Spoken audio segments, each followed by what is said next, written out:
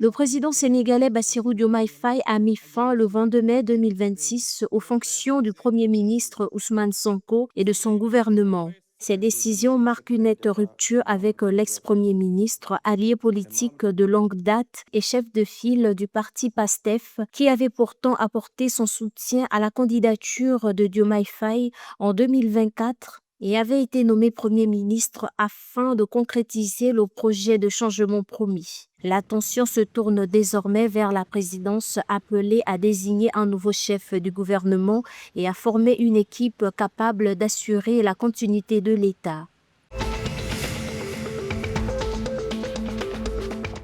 Le Niger a levé le 21 mai 2026 180,81 milliards de francs CFA sur le marché des titres publics de l'UMOA via sa direction générale du Trésor. Cette opération, qui comprenait 13,8 milliards de francs CFA de ressources nouvelles, a atteint un taux de couverture et d'absorption de 100%. Malgré un contexte sécuritaire et budgétaire difficile, cette performance réussie avec l'appui de l'UMOA Titres et de la BCAO confirme l'attrait du Niger pour les investisseurs régionaux. La majorité des fonds provient des obligations assimilables du Trésor à 3 ans, complétées par des bons assimilables du Trésor de 364 jours et des obligations à 5 ans.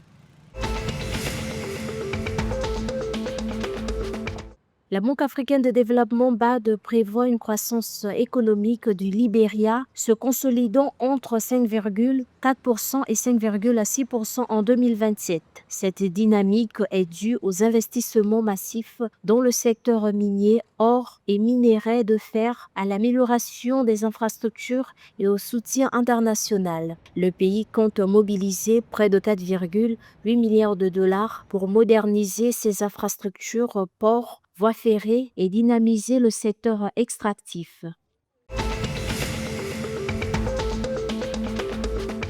Le Nigeria et la Chine renforcent leur coopération en matière de cybercriminalité et de renseignement. Le partenariat renouvelé le 21 mai 2026 a été consolidé lors d'une visite de délégation chinoise au quartier général de la police de Lagos. Le chef de la délégation, Zhang Weibo, a réaffirmé l'engagement des services de sécurité chinois à collaborer avec la police nigériane par le biais de formations, d'échanges de renseignements et d'initiatives de sécurité conjointes. Cette coopération vise à relever collectivement les défis sécuritaires.